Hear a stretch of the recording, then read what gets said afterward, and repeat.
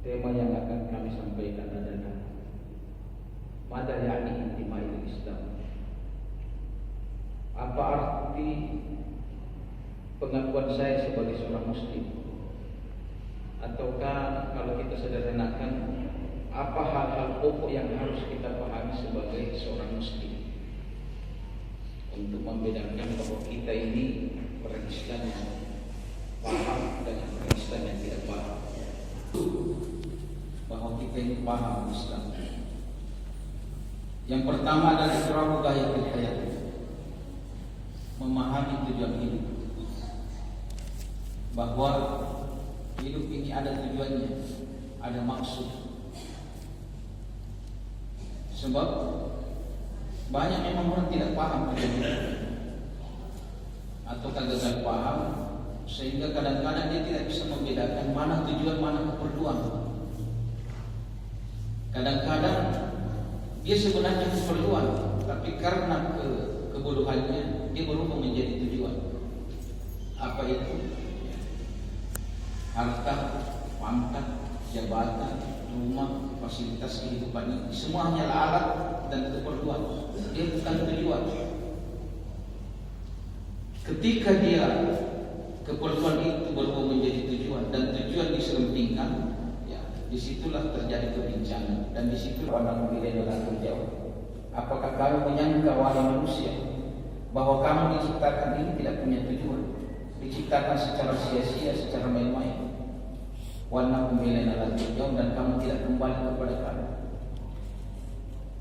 Bapak-bapak dan ibu dirahmati Allah Subhanahu wa taala, singkatnya di dalam surah Az-Zariyat ayat 56 Allah berfirman, "Wa ma khalaqtul jinna wal insa illa liya'budun." Aku tidak menciptakan jin dan manusia kecuali untuk satu tujuan, beribadah dan mengabdi kepada Allah Subhanahu wa taala. Inilah tujuan hidup kita korbankan demi mencapai tujuan itu. Jangan sampai gara-gara keperluan korban tujuan. Ya. Banyak orang mengorbankan salat subuhnya hanya gara-gara pekerjaan, mengorbankan salat jamaahnya di masjid hanya gara-gara pekerjaan. Itu artinya dia mendahulukan keperluannya daripada tujuannya.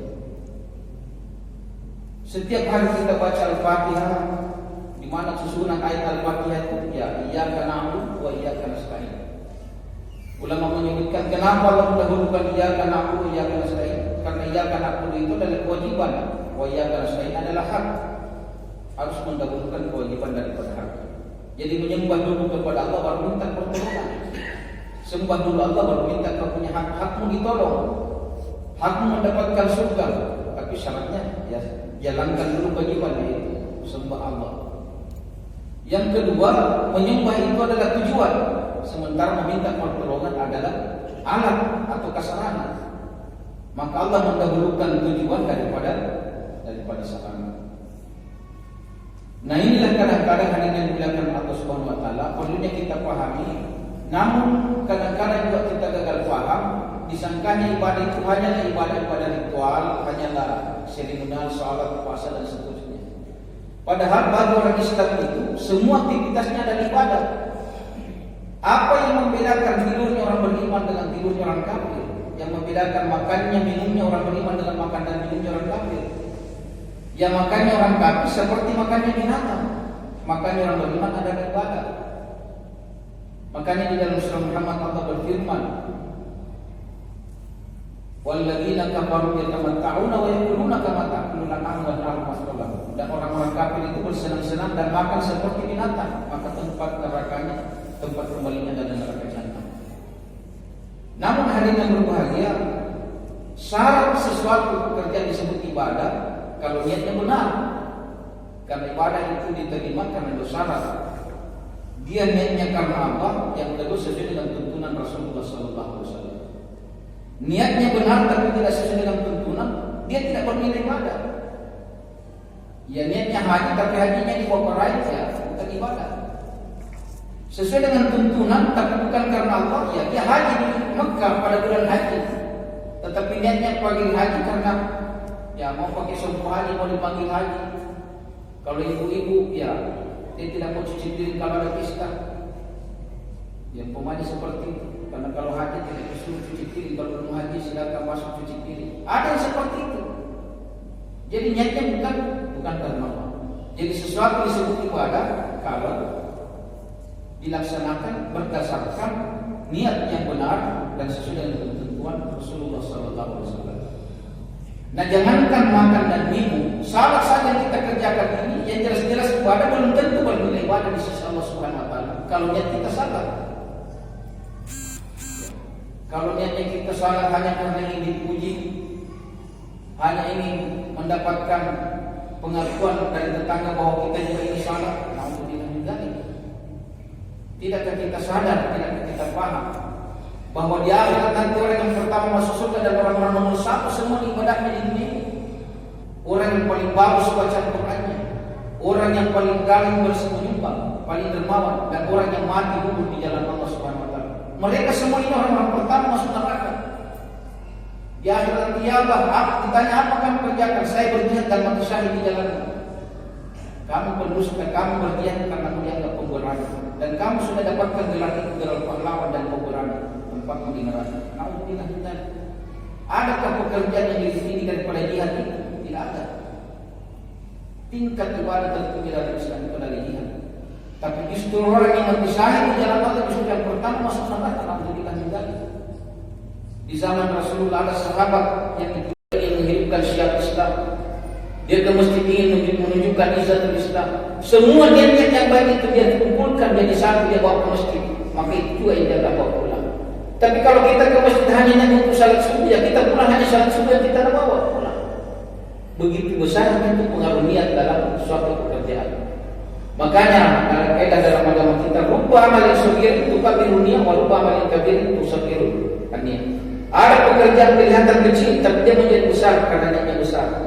Ada pekerjaan besar dia menjadi kecil karena niatnya kecil. Jadi perbesarlah niat itu kalau kita melakukan sesuatu. Maka mulai sekarang kita makan bukan makan karena lapar, bukan minum karena haus, tapi kita makan karena itu adalah perintah. Kita niatkan bahwa ini menjalankan perintah. Kita minum karena ini menjalankan perintah. Itu niatnya supaya seluruh aktivitas kita itu adalah ibadah. Bahkan Rasulullah SAW bersabda, "Ayyata ahadukum fi baiti ahlihi shadaqah." Bahkan seorang suami menggauli istrinya itu adalah ibadah kalau dia niatkan untuk menjaga dirinya dari kemaksiatan. Ini yang pertama. Jadi tujuan kita adalah ibadah kepada Allah Subhanahu Wa Taala. Jangan kita kesampingkan seluruh hal-hal yang menyangkut ibadah, kita dahulukan karena itu adalah tujuan. Kita dahulukan baca Quran daripada gadget kita. Kita dahulukan salat subuh daripada pekerjaan. Kita dahulukan baca Quran daripada hal-hal yang lain. Itu namanya mengerti tujuan itu. Itu yang pertama sebagai seorang muslim. Yang kedua, hal ini dimuliakan Allah Subhanahu Wa Taala, idraku hakmiyatil maut wa ti'anihi. Memahami bahwa kita ini semua akan mati. Kematian itu pasti terjadi dan bagaimana mengambil pelajaran dari kematian. Kematian kata Rasulullah SAW dalam hadisnya, wa kafa bil mauti wa'id. Cukuplah kematian itu menjadi peringatan bagi orang yang hidup. Setiap hari kita menyaksikan kematian, pagi, siang, malam. Kematian seakan-akan menjadi hal biasa, pada sebenarnya dia adalah hal yang luar biasa. Karena dia akan memutuskan kita dengan urusan dunia dan seterusnya. Kadang-kadang kita hidup ini lupa bahwa kita ini akan mati, sehingga semua kita melakukan semua, kita korbankan hal-hal, kita melakukan pelanggaran demi mendapatkan kesenangan dunia.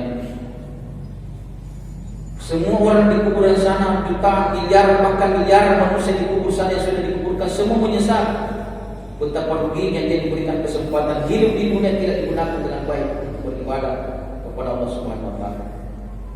Apalagi di bulan suci Ramadan ini, mari kita maksimalkan banyak membaca Quran, banyak beribadah, karena kita tidak tahu kapan ajal ini akan datang menjemput kita. Jangan sampai nanti malam kita sementara tidur tiba-tiba datang malaikat menutup rumah, beri salam, lalu kita buka, kita persilakan, atas dia berkata, saya diperintahkan oleh Allah untuk menjemputmu sekarang juga. Maka dalam keadaan seperti itu ada dua kemungkinan. Ada yang minta penundaan, tolong tunda sebentar karena saya masih ada pekerjaan yang saya belum selesaikan, utang belum lunas, istri saya belum wasiatkan apa-apa. Malaikat berkata tidak ada, harus berangkat sekarang. Ini sudah. Ada juga yang berkata ketika didatangi malaikat maut, kamu diperintahkan untuk kembali kepada Allah Subhanahu wa taala. Maka dia berkata, alhamdulillah. Kenapa terlalu lama, sudah lama saya menunggu. Bahkan setiap hari saya menunggu Anda, setiap hari saya baca Quran, setiap hari saya menangis, setiap hari saya bertobat demi mempersiapkan diri saya menghadapi kematian. Karena dokternya lebih duluan mati daripada pasien. Jadi sesuai dengan jadwal saja kalau kematian. Nah, jangan sampai jadwal itu datang kepada kita lantas kita tidak ada persiapan. Orang mati itu cuma dua, ada husnul khatimah dan ada su'ul khatimah. Kalau kita mau husnul khatimah, kaidahnya sederhana. Ulama mengatakan yang mutu ahadun kama ya'ishu fihi. Orang akan meninggal sesuai dengan keadaan waktu hidup. Bagaimana keadaan waktu hidupnya? Maka kita saksikan orang menghadapi kematiannya macam-macam. Ada yang menjelang kematiannya berteriak-teriak, ada menjelang kematiannya sakaratnya menyanyi, bahkan ada menjelang kematiannya berjoget. Naudzubillah min dzalik. Akhir kehidupannya dalam berjoget.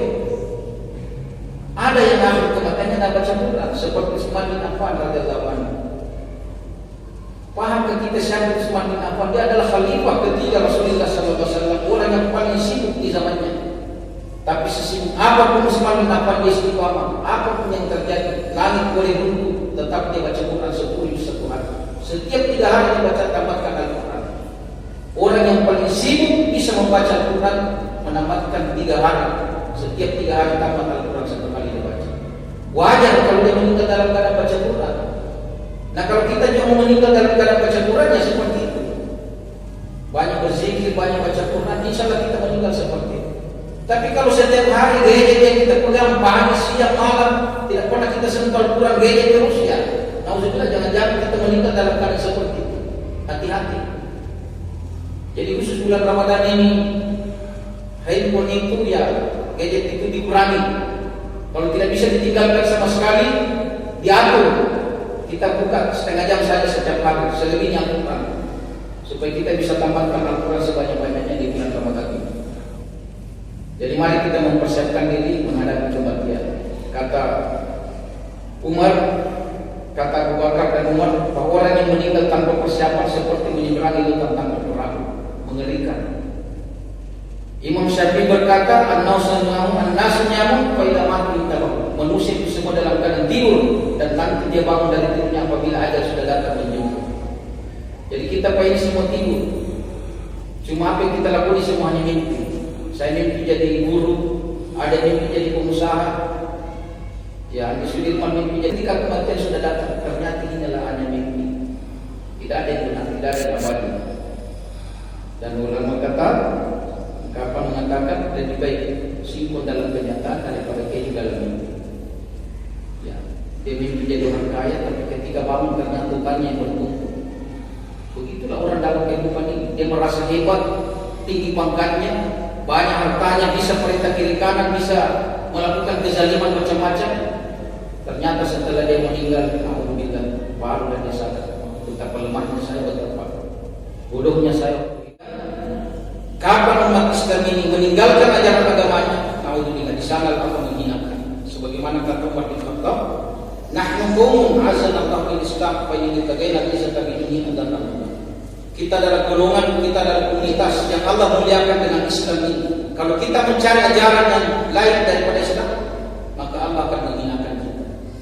Kenapa umat Islam ini menjadi hina? Kenapa umat Islam ini gampang dibantai? Kenapa umat Islam ini darahnya begitu murah, diukur di mana sana di Myanmar, umat Islam dibantai, di Chechnya, kadang-kadang umat Islam juga perlu dibantai. Kenapa menjadi murah? Ya, karena mungkin mereka meninggalkan ajaran Islam. Alhamdulillah meninggalkan. Padahal perlu apa paham, kita paham. Ketika Rasulullah SAW haji tawaf wada di Makkah, di Makkah, ketika selesai mencium Hajar Aswad, ada sahabat yang menyampaikan, ya Rasulullah, masih adakah benda yang lebih mulia daripada Ka'bah ini di dunia ini? Masih adakah di dunia ini yang lebih terhormat daripada Ka'bah ini? Apa jawaban Rasulullah? Darahnya orang Islam lebih mahal daripada Ka'bah ini. Bahkan Rasul mengatakan, sabtu dami muslim ahadu indallah min min halaki dunia. Kamu meneteskan satu tetes darah manusia lebih berat murkanya di sisi Allah daripada kamu menghancurkan dunia sehancur-hancur. Bagi Allah dunia ini tidak ada apa-apanya. Kita hancurkan dunia ini,